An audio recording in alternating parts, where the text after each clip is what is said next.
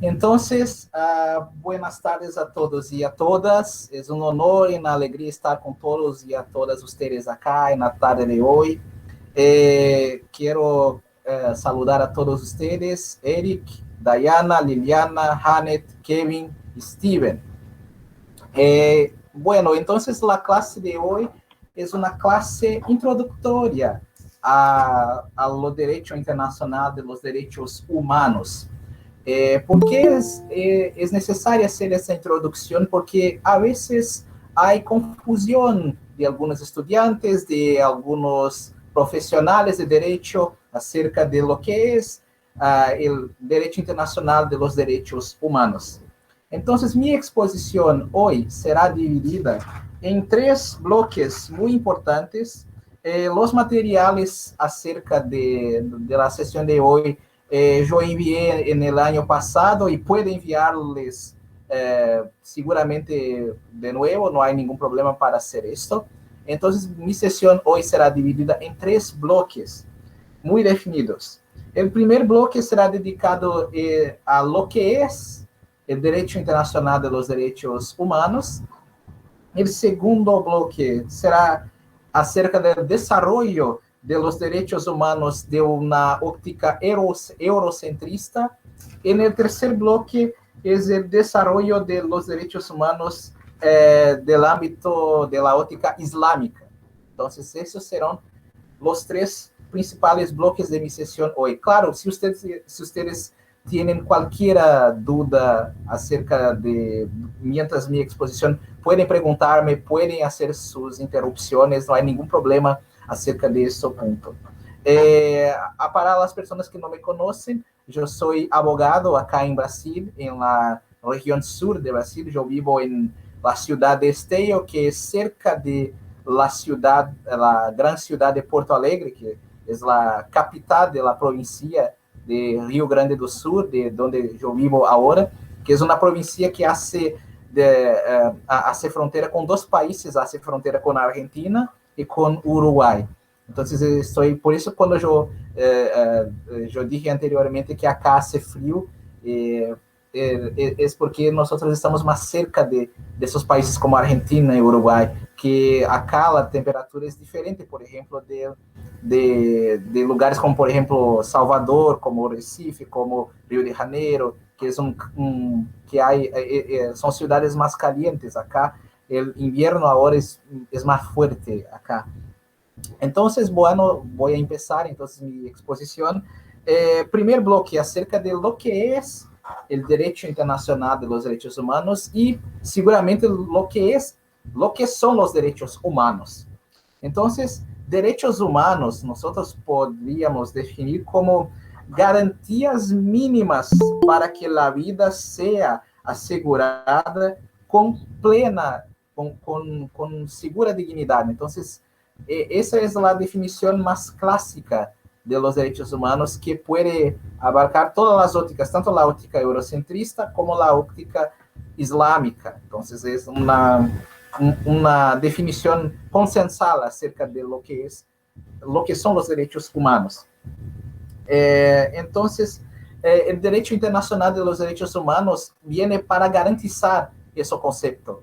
Entonces, el derecho internacional de los derechos humanos es una vertente del derecho internacional con documentos, con normativa internacional para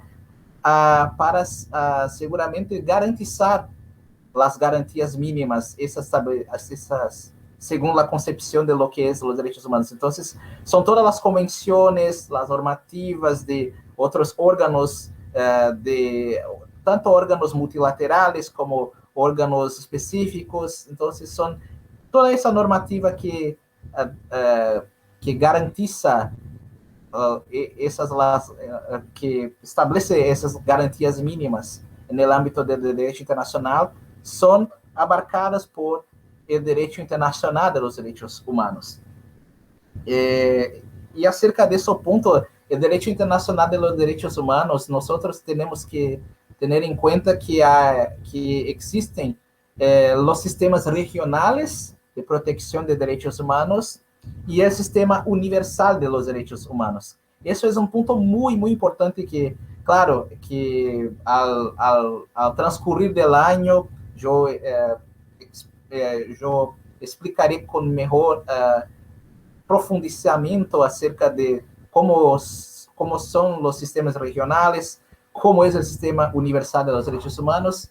Y el sistema regional de los derechos humanos, cuando nosotros hablamos en la doctrina divide en 3 regiones específicas que nosotros tenemos una organización más fuerte y más establecida, que son la región de Europa, que tiene como su principal documento es la Convención Europea de los Derechos Humanos, y el principal órgano es la Corte Europea de los Derechos Humanos. La otra región es la nuestra, acá, de Latinoamérica, continente americano, que es el Sistema Interamericano de los Derechos Humanos. Y acá nosotros, nuestra principal convención es la Convención Americana de los Derechos Humanos, y los principales órganos que aseguran la protección de los derechos humanos en el ámbito interamericano son la Comisión Interamericana de los Derechos Humanos y la Corte Europea Corte Interamericana de los Derechos Humanos. Y la tercera región del sistema, de los sistemas regionales, es el sistema africano de los derechos humanos, que el principal documento es la Carta Africana de los Derechos Humanos, y los principales órganos son la Comisión Africana de los Derechos Humanos y la Corte Africana de los Derechos Humanos. Entonces, eso es, cuando nosotros hablamos de regiones, sistemas regionales de protección de derechos humanos, son esas tres regiones. Y el sistema universal de la protección de los derechos humanos es el sistema de la ONU, de la Organización de las Naciones Unidas, que hay toda una organización, un organograma muy específico que claro, en algunos meses yo hablaré con más calma y de un modo más profundizado para ustedes acerca de cómo es el organograma del sistema universal de los derechos humanos. Entonces, cuando nosotros hablamos de derecho internacional de los derechos humanos, estamos hablando de sistema universal de protección de derechos humanos y sistemas regionales de protección de derechos humanos. Muy bueno. Entonces, acerca del primer punto de la definición del escopo, es eso. Entonces, vamos ahora para el segundo bloque, que es cómo fue ese desarrollo de los derechos humanos en una óptica eurocentrista, que es muy fuerte para nosotros, que hizo una gran influencia para acá, para nosotros de Latinoamérica, de un modo general. En ese bloque que es un poco más largo, porque todos nosotros acá en las universidades, en las facultades, cuando hay la enseñanza de derechos humanos, es toda muy basada en la óptica eurocentrista. Entonces, ese segundo bloque será un poco más largo para ustedes, pero no hay ningún problema. Ese bloque yo dividí en 5 puntos muy específicos. El primer punto es dedicado a los antecedentes de la creación que hoy nosotros comprendemos como derechos humanos. El segundo bloque será dedicado a la creación de la Declaración Universal de los Derechos Humanos en 1948. El tercer punto será dedicado a las características principales de los derechos humanos. El cuarto punto será dedicado a la teoría de Norberto Bobbio sobre los derechos humanos, que es muy utilizada en las universidades jurídicas acá en Latinoamérica. Y el quinto punto, la diferencia entre derecho internacional de los derechos humanos y derecho internacional humanitario, que por veces hay confusiones por algunos profesionales de derecho. Bueno, acerca del primer punto de ese segundo bloque, que son los antecedentes de lo que hoy nosotros comprendemos como derechos humanos. ¿Cuáles fueron los principales marcos históricos para nosotros? Hay algunos marcos históricos muy, muy importantes de donde partió la idea de de que hoy nosotros comprendemos como derechos humanos, y el primer evento, primer momento marco histórico significativo fue la Revolución Inglesa del siglo XVII, porque allá cuando hubo la Revolución Inglesa de 17, mientras aquel punto hubo un cierto debate de garantías mínimas de protección a la ciudadanía, que eso acabó influenciando outras revoluções europeias siguientes, como por exemplo a Revolução Francesa e também alguns eventos em Europa no siglo XIX. Então, o ponto el punto de partida, o marco histórico que nós podemos definir quando houve esse debate, que isso transcurrió hizo una influencia muy fuerte en la Revolución Francesa, en el siglo XVIII, con la creación, por ejemplo, de la Declaración de los Derechos de los Hombres, por ejemplo, que fue un gran marco histórico, que allí hubo un documento muy fuerte para garantías mínimas de lo que se comprendería como ciudadanía. Entonces, algunos puntos ali fueron muy influentes para outros documentos. A Revolução Americana, por exemplo, que foi influenciada muito forte também por la Revolução Francesa também, com su Bill of Rights e Declaração Americana de los Derechos Humanos de aquele momento. Então, todo isso foi muito influenciado por la Revolução Inglesa e por el Iluminismo, por la corrente filosófica iluminista. E todo isso houve uma força muito grande que acabou influenciando também em la criação al fines del siglo XIX e início del siglo XX, influenciou a criação de algumas convenções multilaterales acerca de las reglas de conflitos armados e guerra, por exemplo. Então, isso todo foi muito influenciado por la Revolução Inglesa, a Revolução Francesa, a Revolução Americana, e a partir desse ponto do siglo, fines do siglo XIX e siglo XX, que nós vamos a ver normativas multilaterais, convenções, tratados, com regras de combate, regras muito claras para proteção de civis, por exemplo, proteção de lugares dedicados a educação, a religião em caso de guerra. Então, todos esses regulamentos foram todos influenciados por esse conceito de garantias mínimas de proteção ao cidadão. E um marco muito importante no âmbito de multilateral acerca de ter uma organização que tiene por su competência a proteção de certas regras, de certas normativas para a proteção do cidadão, foi, por exemplo, a criação da Organização Internacional do Trabalho, a OIT, em início do siglo XX. Então, isso foi também um grande marco acerca no âmbito multilateral de uma criação de uma organização dedicada à proteção das regras de trabalho, por exemplo. Então, todo isso foi um desenvolvimento muito importante, foram alguns marcos históricos muito fortes. E, bueno, então, isso foi o primeiro ponto, esses marcos históricos, para dizer-lhes os antecedentes de lo que nós hoje compreendemos como direitos humanos.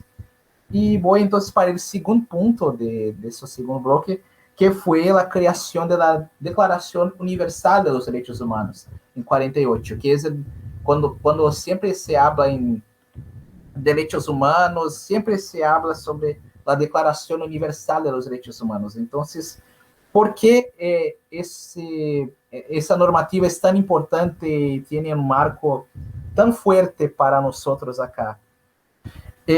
Bueno, como vocês devem saber, antes da Declaração Universal dos Direitos Humanos, nós tínhamos tivemos a Segunda Guerra Mundial, que fue un marco muy fuerte, y mientras la Segunda Guerra Mundial, nosotros teníamos la llamada Liga de las Naciones Unidas, que fue una organización anterior a que hoy nosotros conocemos como Organización de las Naciones Unidas. Bueno, lo que sucedió, la Liga de las Naciones fue extinta con el fin de la Segunda Guerra Mundial, fue creada en su lugar la Organización de las Naciones Unidas, e a partir desse ponto, os países começaram a discutir se seria necessário um documento fuerte, muito fuerte, algo casi um consenso general de garantias mínimas para que não ocorrisse de novo o que os países se depararam em la Segunda Guerra Mundial. E lo que sucedió es que los países hicieron ese consenso ante la Asamblea General de las Naciones Unidas para ese documento que es la Declaración Universal de los Derechos Humanos. Es importante hablar que, a pesar de este documento ser hecho por la Asamblea General y tiene una importancia ser muy referendado, muy mencionado por países, muito mencionado academicamente, esse documento não é uma convenção internacional, não é um tratado internacional, é uma resolução da Assembleia General das Nações Unidas. Isso é um ponto muito importante para vocês que pensam em participar de moot courts, porque a vezes o que sucede, a vezes o orador menciona la Declaración Universal de los Derechos Humanos y el juez o la jueza dice, pero ese documento no es un tratado, ¿por qué usted utiliza ese documento como un argumento muy fuerte? Y a veces el orador o la oradora no tiene lo que decir porque es verdad, no es un tratado.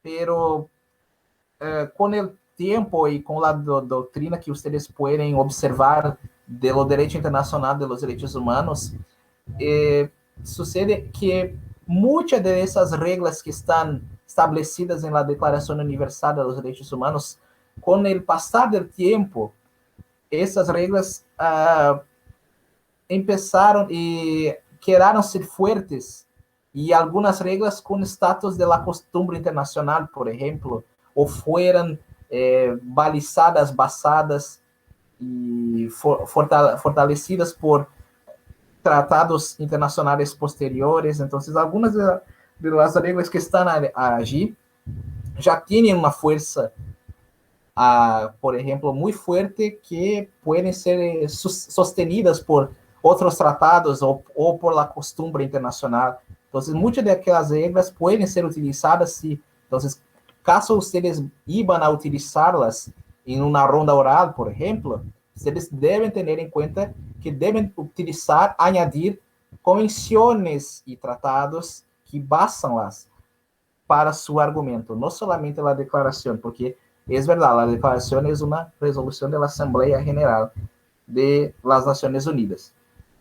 Um ponto muito interessante é que essa declaração foi considerada por alguns autores como muito eurocentrista.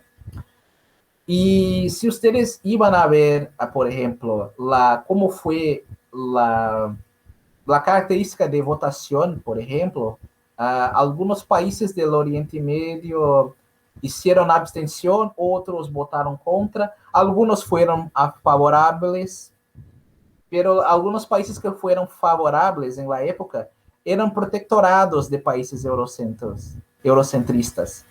Então, esse é um ponto muito interessante. Outros, se exceto um ou dois, que não eram protectorados e foram favoráveis. Então, por conta desse ponto, alguns autores e alguns doutrinadores compreendem que a Declaração Universal dos Direitos Humanos é muito eurocentrista e ignora muitos pontos da cultura de Ásia, cultura incluso de África, incluso de cultura islâmica. Então, muito criticizada por algunos puntos que no suceden en esas culturas. El tercer punto es dedicado a que nosotros comprendemos como características principales de los derechos humanos, claro, en la óptica eurocentrista, como la doctrina comprende. Comprende que hay tres características muy imprescindíveis e muito relevantes e importantes. Primeira característica é que os direitos humanos são inalienáveis, ou seja, você não pode vender os direitos humanos em tesis. Claro que há alguns que nós podemos debater na prática, pero a característica principal é que você pode vender, por exemplo, o direito à vida, o direito à la salud, por exemplo. Então, em tesis, são direitos inalienáveis. A segunda característica é que são irrenunciáveis, ou seja, eu não posso dizer,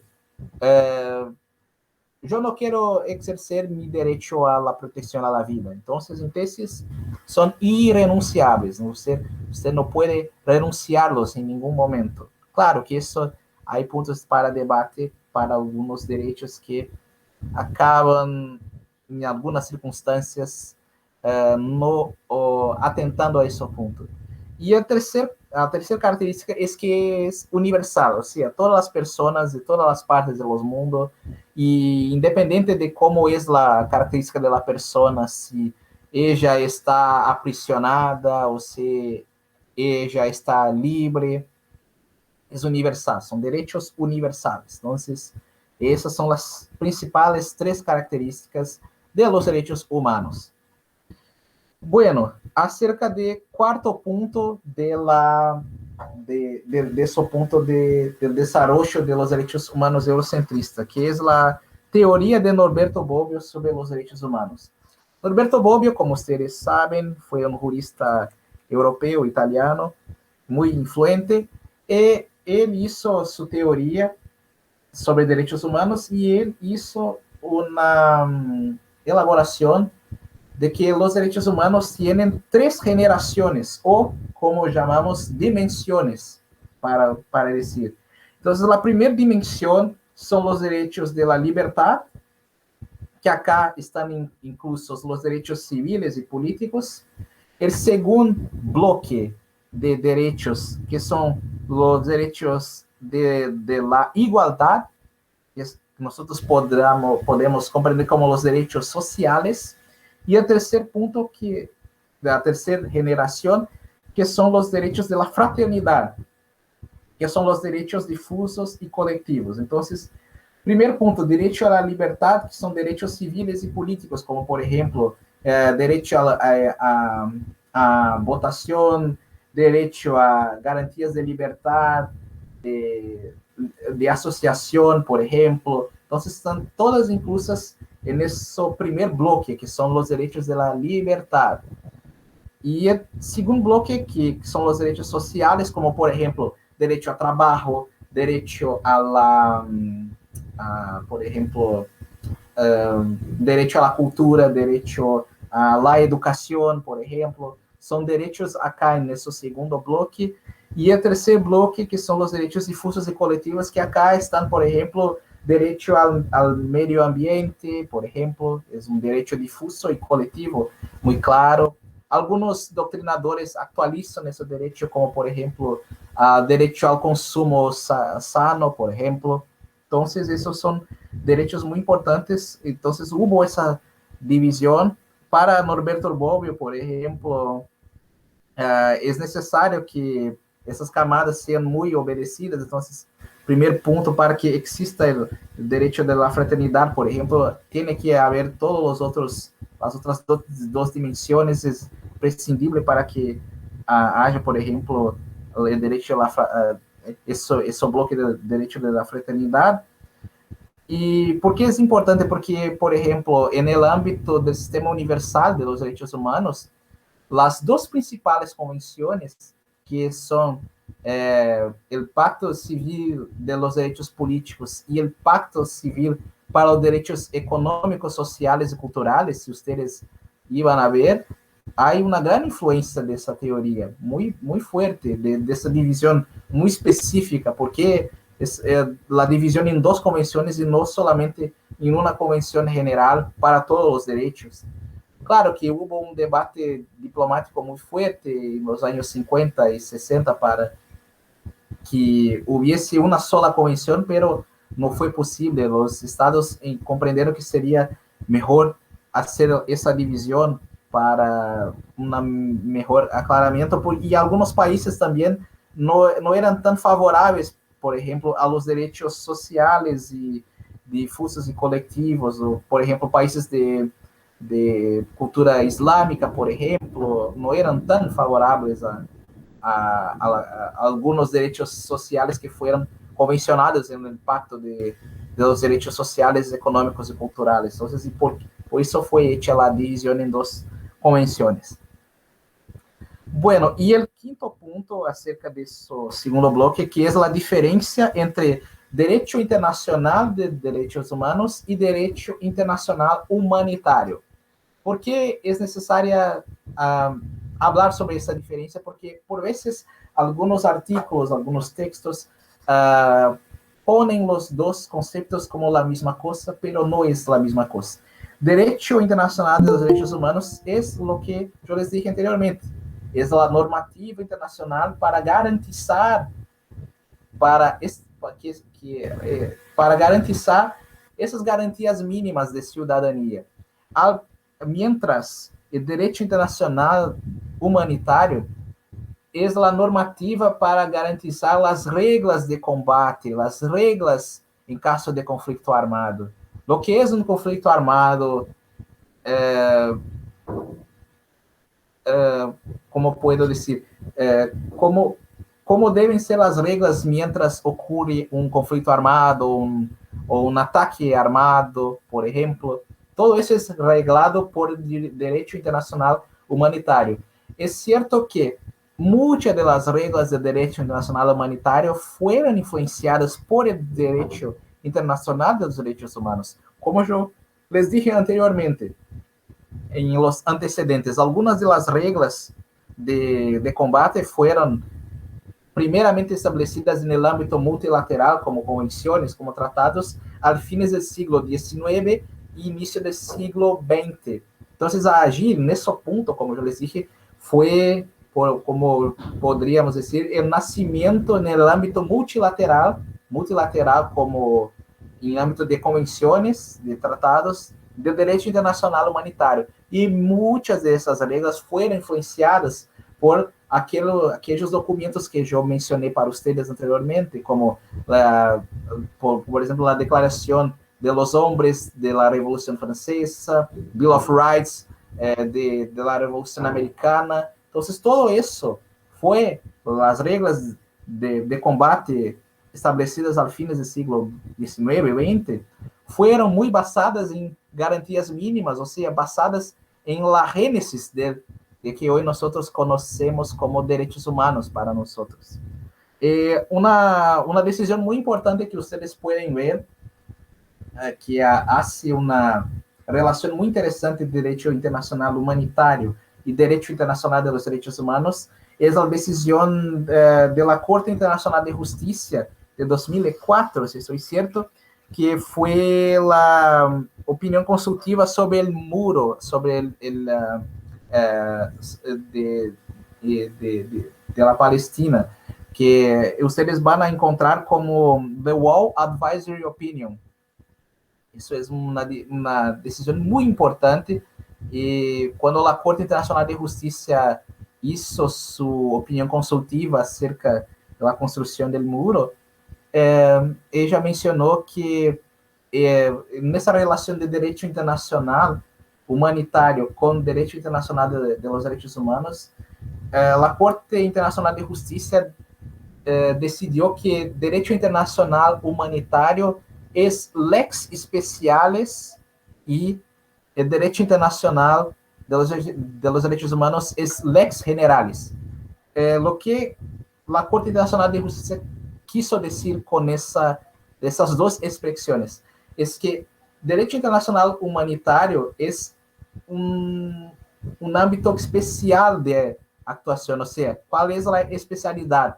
É, em caso de conflitos armados, de guerras, então, é especial, é uma lei especial, é uma lei para um âmbito especial, ao passo que o direito internacional dos direitos humanos é uma lei general que pode ser utilizada em todo momento, seja em tempos de paz, seja em tempos de conflitos armados. É sempre aplicada, sempre será aplicada a normativa dos direitos internacionais dos direitos humanos.